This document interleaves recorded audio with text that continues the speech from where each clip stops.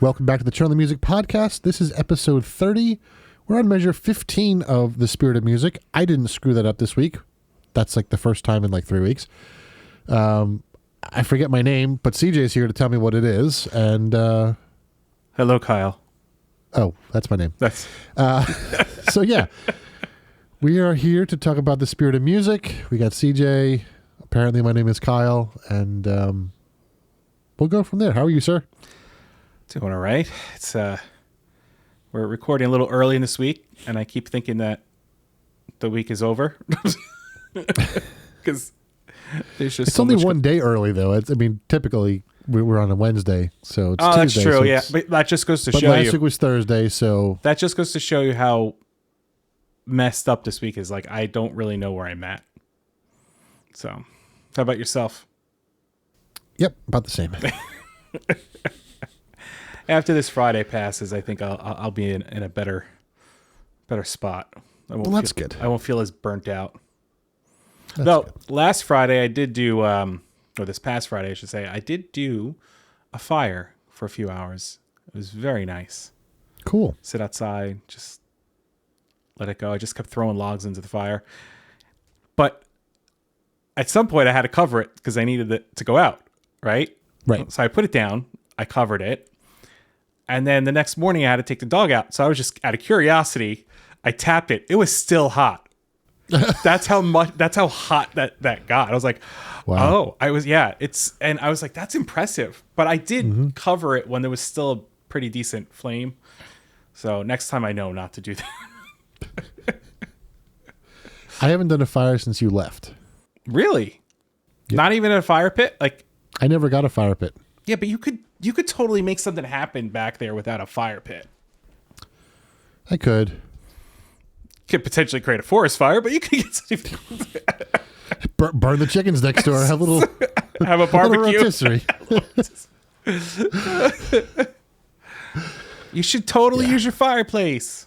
We're getting close to that weather. Yeah. So, well, I mean, that if you get that going, that heats up pretty good in that area. yeah. If you hang down in that room, it keeps it pretty warm. Yeah. Yeah. I'm just shocked. Like when I was there, we were talking like where the chimney goes in the house because of how your house is set up. I'm just shocked that they didn't potentially tap into that and put a fireplace in the next floor. Yeah, me too. And I'm sure there's a reason. I'm sure there's some engineering reason behind it. But probably. It would have been cool because then you would have had like 2 fireplaces easily. Yeah. Anyway, are you listening to anything good? Still got some Will and Jenny's going. In fact, let's play a little bit more of them because they have a really cool cover. Do it. Of this tune.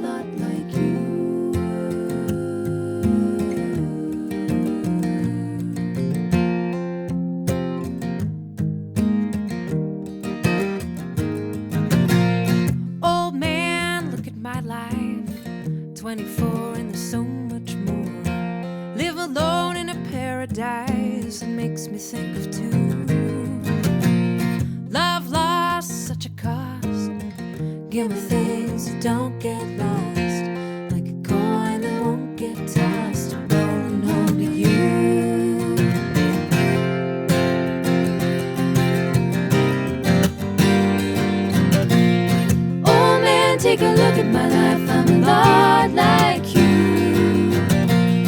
I need someone to love me the whole day through. Oh, look in my eyes and you can tell that's true.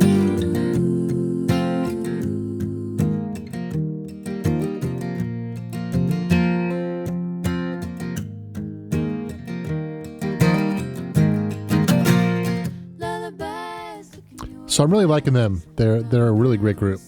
I know you're talking. I should probably unmute myself. I don't know. So listen, that recording's fantastic. On my end, I didn't hear anything, but I'm sure everybody heard everything else. You didn't hear that? No, I heard the music. Oh, okay, good. I just didn't hear you talking, which is I forgot to unmute myself. I'd rather hear the music anyway, so that's fine. I don't blame you. They're really good. Yeah, I'm they are. really They're enjoying them. So they're very talented. Yeah. And then so on Sunday I played Jordan Rudess hearing Empire State of Mind for the first time. So I've been listening to some Jordan Rudess, and this is off of his album called Rockestra, and this is called Rush. Wait, you played this on Sunday? Sorry. Did you play this on Sunday? Yeah. Oh, you totally did play it on Sunday. I played a little bit of this on Sunday. That's right. Yeah, this is the opening track to Rockestra called Rush.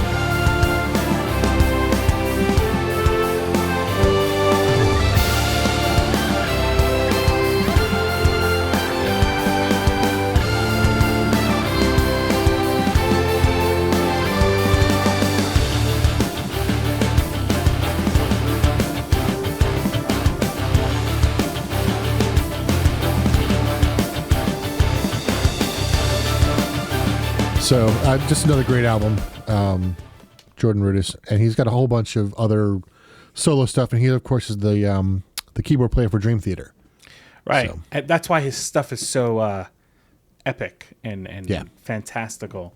And you played it 2 Sundays ago, because after this episode comes out, it would have been like That's 2 right. Sundays ago. No. I'm just timeline wise, I'm thinking. So it's about that. That's cool. Yep. But Yeah, and I was actually watching an interview, a masterclass that he was giving for Sweetwater, and it was interesting because he started playing, I think, when he was in the 2nd grade. He said, and then like by age of 9, he was studying at Juilliard, and studied there for 10 years. that's nuts. Yeah. That's nuts. My I remember working with somebody at Apple, and their son was doing that. Like, Oh yeah. his son is like in his early 20s and like working on his 2nd master's or whatever. And he was playing piano, Juilliard, everything you could think of. Mm-hmm. And just some of the stuff that he was telling me, I'm like, that's amazing. Like, that's Yeah. really cool. Yeah.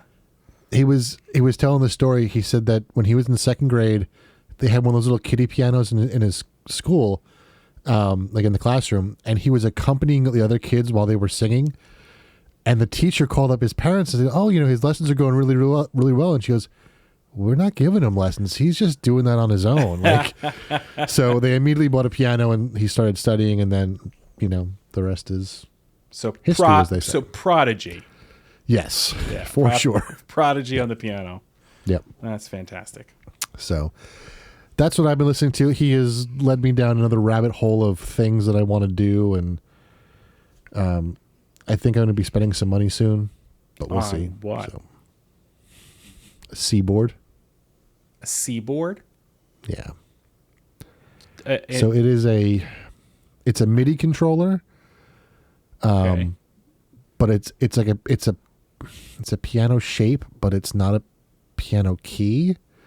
So like where the notes would be on a piano, they're little bumps.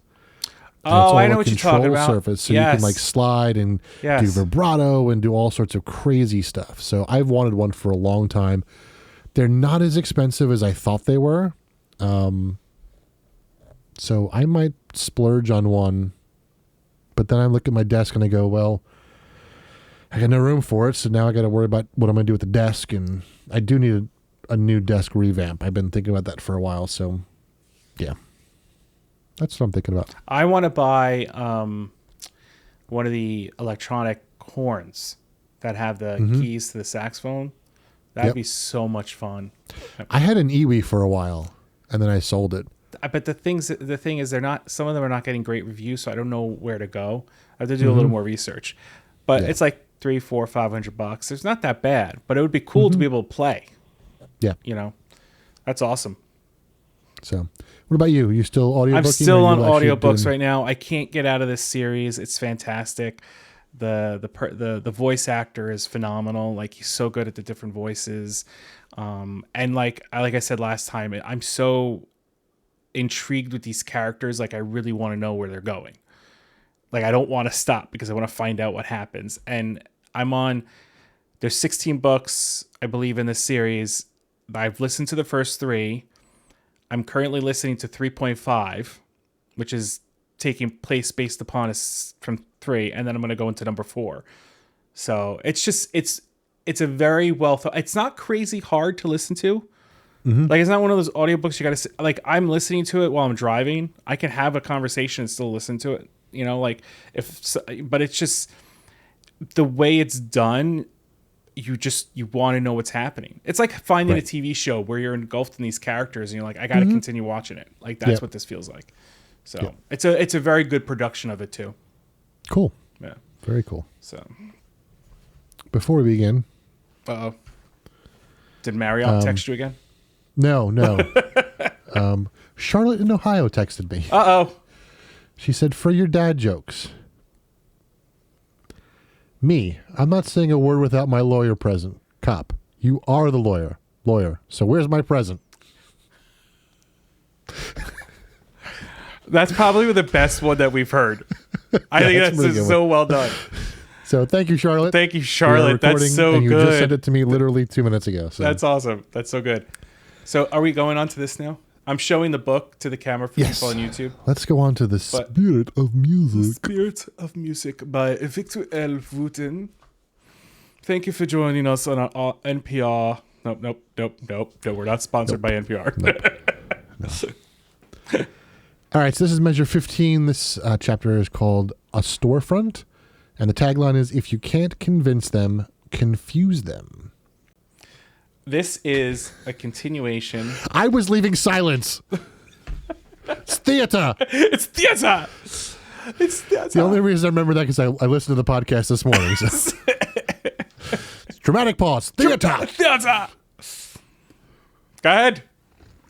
Don't drink your tea. I was drinking. Apple strudel tonight. That sounds delicious. I need to make some. I got a new teapot that I can did control you? with my phone, so I can change the Okay. temperature. Oh, that's right. The Govee thing. I'll let you know when I use it, which it's been about 2 weeks because that's how busy I've been. Let's see if we can break the grill record. That was what, 7 months? Yeah. Oh my God. But you had it before you used it? I have to actually clean it out too. I haven't had a chance to do that either. Now that it's cooler out, I think I could do it. All right. So last episode we left off where they were in the music store and Michael had scared off a phaser, and then we met Brandon, a new character, and then at the end of the chapter, the internet went out in the store, the lights went out, and they saw a flashing red light. So that's where we kind of pick up here, and let's jump right in. Please. So, internet went down. So the registers went down, and then all of a sudden everything came back. And by the time everything came back, Michael was gone, and no one knew where he went. They don't know what happened. He just disappeared, and so they kind of talk about it, and you know, Seiko was wondering whether it was a phaser, and she said yes, it was, because she didn't hear any footsteps. So they basically went out and they went looking for Michael, and they didn't really know how to start. And because of everything that's happened so far in the book, they kind of decided to go together, and they went outside and They ran into Sifu. They ran to Sifu, yes. And Sifu said he told him to go back, and then he's gonna where did he goes looking for him, and they go back into the store to kind of think of a plan. Yep. And they were you know, it's kind of, you know, dealing with all of this and everything that's been going on, they really kind of felt frustrated right away. And one of the things that they said was, we found each other from across the world. If we can't find Michael in Music City, you know, he's not that far away. So, you know, music brought them together. So they decided to kind of trust music. And that's how they found Sifu, by listening for music. Right. And then, he said, Victor says, I listened harder, the feeling decreased. I listened easier, and the feeling magnified. The tingle in my body increased. I spread my arms, opening myself to the sensation of feeling of assurance surface. Wow, I cannot read tonight. So that's when Victor realized Michael was not in the store. So that's when they left. So, well, and we should share that Brandon now becomes a part of their group. Yes, like he goes up and tells the manager, "I need to go on a lunch break," so he can be a part of it. And they're like, "We don't know what to do," and he's like, "How could you not know what to do?" And he goes to run off, and they stop him. They're like, "No, we're going to do this together." And then, once they do go outside after what Kyle just read, the music was more vibrant. All the noises blended together, creating a symphony of sounds. You can't talk either. I feel good. A symphony of sounds that were not only pleasing, they also provided information. We could hear the highway, the schoolyard, and the wind as she whistled through the trees. Every sound carried a message, which I really believe that. Mm-hmm. I really do. Like, I love when it's windy because I just like to sit outside and listen to the wind. Yeah. It's so like the night that I did the fire, it was a little windy. It wasn't crazy because I had the flame so high. I was like, it better not blow in the wrong direction. But there was just enough of a breeze that, like, sitting there and listening to the fire crackle, and it was just so. It's so nice to listen and just be a part of that. So when they went outside the store, they had found a bird, and the bird kind of coaxed them into, following it, and eventually led it to a red-tailed hawk, and that red-tailed hawk eventually led them to Sifu, and then with the red-tailed hawk, they followed that and for a little while, and then a song came on in the van, and it was a Debbie Gibson song. And I don't remember the name of the song. Oh, it was from the Electric Youth album. Yes. Right, and they didn't say what song it was, but I like the line, "Birds always tell the truth." Birds lie. Why do you say that? I don't know. I don't like birds. But think about it, though. They do. If something's scary, they move. That's true. Like, it's like the things that if they're moving, something's wrong. Mm-hmm. Like, they do tell you the truth. If they're going in the direction, they know that that's the safe direction to go. I know that's a simple line, but I thought about it. I'm like, kind of do. Mm-hmm. Like, if we walk up to them, they freak out. They're like, "Oh, that's not good. I'm going away, yeah." So, yep. Not that I walk up to birds all the time, but they don't fly away from me. I'm like George Costanza. We had a deal. We had a deal.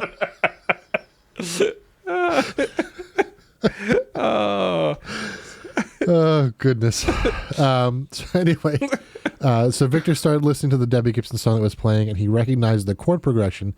So if you remember, we've talked about numbering chords, and this kind of goes into the Nashville number system, but it was a 3-chord, a 4-chord, a 1-chord, and a 5-chord. And all of a sudden he realized that his address was 3415B Pelham Avenue, which I meant to look up to see on Google Maps, just to see where he used to live and what it looks like now, and just thought it'd be kind of weird. Or if that's actually an address. Yes. Is it? I don't know. I haven't looked it up yet. I thought you were saying yes. Okay. No, I'm meaning to look it up, and I just haven't done it yet. So they raced over to Victor's house, and yeah, everyone kind of ran inside and looked for Michael, and Michael wasn't there. And stop me if you need me to. No, I'm listening. You're good. I'm kind of going quickly. And then they realized he wasn't in the house. They went outside, and a rock fell out of a tree, and Michael was sitting up in a tree. Actually, no, sorry. They looked at he saw a footprint first, right, and then the rock fell out of the tree. Right. And that's when they realized that Michael had run out of the music store, gotten home, somehow beat them home through all this ordeal. If you remember, it was a 20-minute drive, so... Right. Did he catch a car? How did all that happen? What was the time frame? We have no idea. Right, but somehow beat them all home and climbed up into a tree. And this was just another learning experience, that kind of like what we were talking about last week. And I have a funny story about that, but it was I can't speak. I'm done. Story is amazing. Please keep telling it.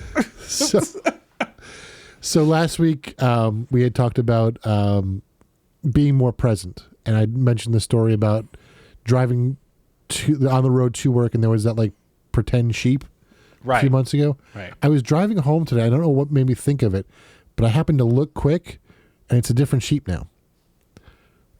So did they change it? They changed it. Yep, it's a different sheep. It's pointing in a different direction. That's so yeah, interesting. it's changed. That's so funny because I just read about, I don't know where this house was. I wanted to do some research, but there was this house somewhere where people would drive by and on the porch there'd be mannequins. Mm-hmm. But they don't know who did it, but the mannequins would end up going back into the house, and in the morning they'd be back out. Like someone was moving them around and no one lived in the house. And I'm sitting here, I'm like, that's fantastic. Like, that's so good. So that's when we find Michael. And it turned out that Brandon actually saw Michael before everyone ran inside. But Michael told him not to, kind of caught his eye and told him not to say anything. And the whole point was that when you are familiar with a place, it's very easy to have blind spots. Excuse me. And so it became another teaching moment, how while they are paying attention and learning from their mistakes, they're still not where Michael wants them to be and as in tune and finely tuned as they need to be for what's upcoming. Right. So, and it's so true because I think we mentioned this before. Like, I could get around my house with the lights off. Yep. Right. I mean, it's a little different now because we have a small dog and that dog tends to stand right by our feet. But in most cases, I can get around. And there's sometimes I don't see him because he's such a light color, so he blends into like the couch and everything. Yep. But it makes sense because when you come home, it's kind of like muscle memory. And you just do everything. You get into the house, you do this, you do that, and it's true. If there was, God forbid, someone around, you may not notice them. Mm-hmm. Yeah. Yep. So yeah, when they were talking about Michael and Brandon, Michael says, "Thank you to Brandon. You are my favorite. The others are blind and deaf." And then I do have something to say to that. Yeah, go for it. So it made me think. So as I've said, my wife is hard of hearing and my mother-in-law is deaf, right? So in a situation where I feel like that's an interesting thing to state for the simple reason that if they're blind, if he's saying that they're both blind and deaf, I get that. Mm-hmm. But if you're deaf, you're going to be more aware of your surroundings than a person that's not. Right. And if you're blind, you're typically going to hear more than the average person if you're not. So he's saying blind and deaf. So he's saying that they were both, because that's the only way that they could have potentially missed them. Because I thought about that. If I was coming to my house and I was blindfolded, I would use my hearing as much as possible to understand what's going on around me. Mm-hmm. But if I was deaf, visually I'd be like looking everywhere to know what's around me. So it's interesting because even though we say listen and focus, it's not just, it may not be listening. It may listening may be, okay, if you're blind, you may be listening, but if you're deaf, you're listening with your eyes in a sense. Right. Because you're watching that. So it's just when he said that, I was like, huh. Mm-hmm. It makes sense.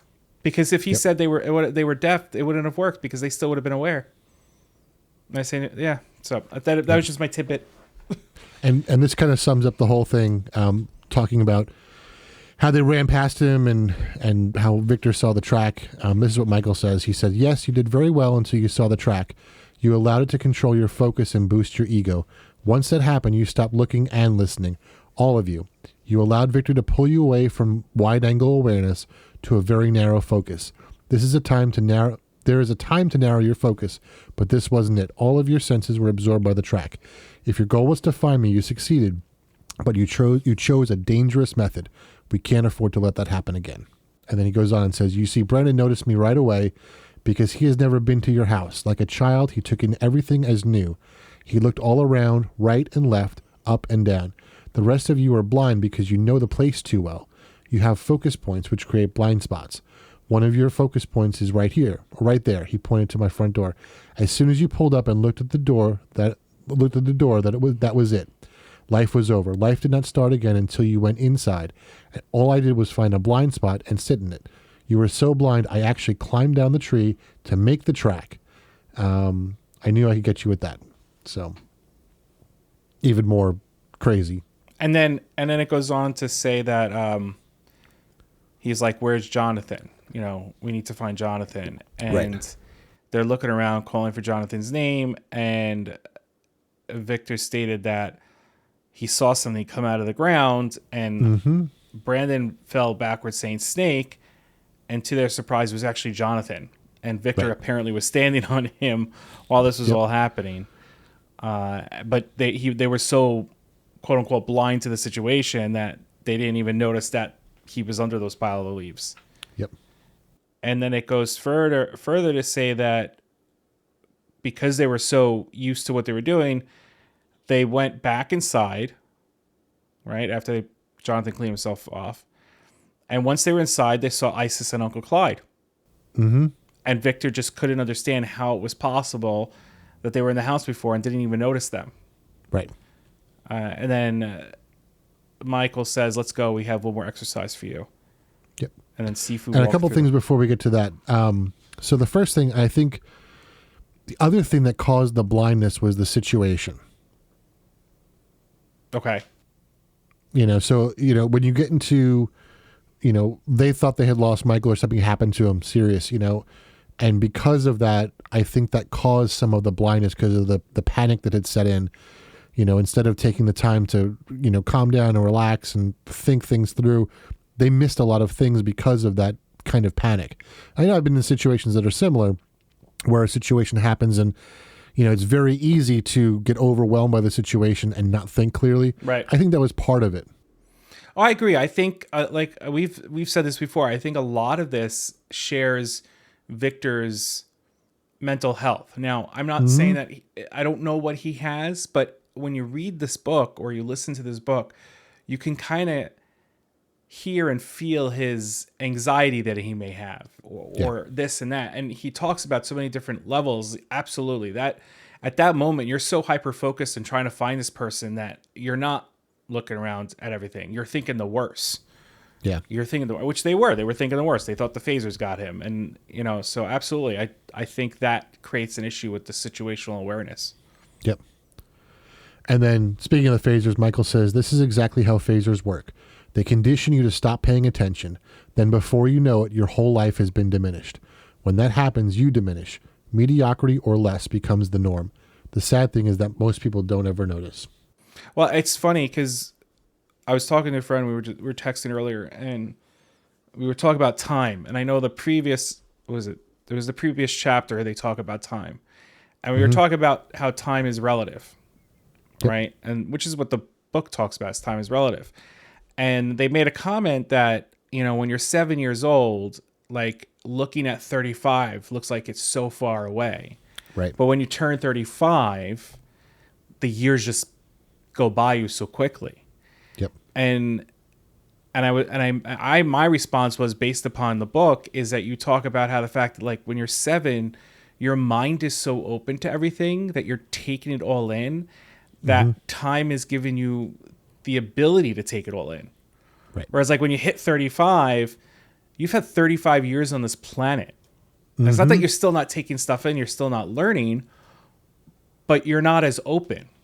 Right. And I think that just bleeds into this chapter. If you're not open, you're not seeing everything. Yep. And I think that's something that I try to work on, like we talk about this book, and that's one thing I try to be more open, to be more aware of what's going on and take in more information. Like I'm 43 years old. I don't want to stop everything. Like I want to keep taking as much information as possible. I want to learn more. Right. I don't want time to fly by and I'm like, where is this going? My son's going to be 7 in January. I feel like 7 years has gone by so quickly. Yeah. But to him, it probably felt like forever. Yeah. And I was just like, when I was talking last week about the podcast, like I've been in Ohio for 10 years. I had no idea. It's like, oh, I've been here for 6 years. No, I've been here for 10. Like, Right. And then you're saying that you're driving the other day with your mother, and that's when you notice the sheep on a drive that you do all the time. Yep. So that just goes to show you how it's almost a societal thing. You're so hooked into what you have to do to survive, quote unquote, that you don't have the opportunity to really see what's going on around you. Yeah. And unless you're with somebody taking that focus off the road, like you had experience with your mother, you're never going to see it. You may want to. You may be driving down the road and be like, what's up? You can't move your head. You can't turn. Right. Yep. But yeah, it's crazy. And like I said, at 43, it's weird to think that way. Yeah. I don't consider myself old, but I don't consider myself young. Right. I don't consider myself middle-aged because I'm sorry. I'm going to make it to 50 and then middle age is there. I'm going to make it to 100. Yeah. I'd like to. Yeah. Maybe. And think about it this way, like, like we've been out of school longer than we were in school at this point. Yep. Well, not you, because you went to grad school and you were in school longer than I was. So you have a couple extra years on me. Well, I didn't go to grad school until I was in my 30s. Yeah, but you still have more. But let's use schooling. But let's use high school. Right. Because most people don't, a lot of people don't go to college. Let's use high school. Yeah. You graduate 17, 18 years old. You're 35. Yeah. We're more than that time away from graduation from high school. Yeah. I mean, for me, it's been. And it doesn't feel like that to me at all. No, it doesn't. I don't feel that way at all. I don't. And I graduated my master's in 2013. So it's been 2 years. As of May, it's been 2 years that I've graduated. This past May. 10 years. You said 2013. 10 years. Sorry, I'm thinking 2023. I'm saying 2 in my head. Someone can do maths. So I didn't go to school for math. But I teach your kids math. No, I don't teach math at all. I don't teach kids. But yes, I like 10 years, It doesn't feel like 10 years, but it's been 10 years since I've graduated with my master's. Yeah. And that was a personal preference. I didn't have to get it, but yeah. And to be fair to you, you said 2 years. It does feel like 2 years ago. Right. Yeah, exactly. Yes, it does. It doesn't feel like it's been 10 years. Yes, absolutely. Like I remember the day. I remember everything I did. There's a couple people I still interact with. Like I'm not like we're not like friends, but like it's those acquaintances. Like how's everything going? But it doesn't feel like that long ago. Sometimes high school doesn't feel like that long ago. No. Where time is relative. Yep. If you're thinking of something of that time, you don't go to yourself, oh my goodness, you don't think about. I was talking to one of our listeners especially on the live show. She's a friend of mine that I've known we've known each other since 1999. Because that's when you came into the college, right? Mm-hmm. Yep. So what is that, 24 years? 24 years now? How nuts is it? It doesn't feel like 24 years. No. It feels like so much longer because of you. No, I've known you longer than I went to like school. Yeah. That's crazy. That's nuts. No, I totally agree. Yeah. It's nuts. It's funny when I was working at Apple, it got to the point where I was closer to age with the people that were older than me than the people that were getting hired. Yep. And one of them was a mother of one of the kids that was hired, which made I was closer in each to the mother than I was, which made it even more. Like I don't care. Like it was just hysterical to think of that gap. Yep. Yeah, it's too funny. Yeah, it just everything's relative. Mm-hmm. And I mean that's a lot of what this book is. It's everything's kind of relative. Yep. Like there's a whole play on that being present. Yeah. Like the lawyer, he just wants his present. Yep. You did say that you did read it in the podcast. I did. I'm referencing something that's off mic, and everyone's like, "What are they talking about?" Where you go? So now we're getting into them preparing to essentially go up against the phasers. Mm-hmm. And this is where our journey is going into. And then there's the book ends like with the voice of Michael, Mm-hmm. which I think is a very cool way to end it. Yeah. And it made like every time I listened to it on the audiobook, and I actually listened to that chapter multiple times because at the end of the chapter I'm like, you're trying to figure out. I don't want to say anything because I don't want to give it away, but you're trying to like really figure out what he's saying. It's very interesting. Yeah.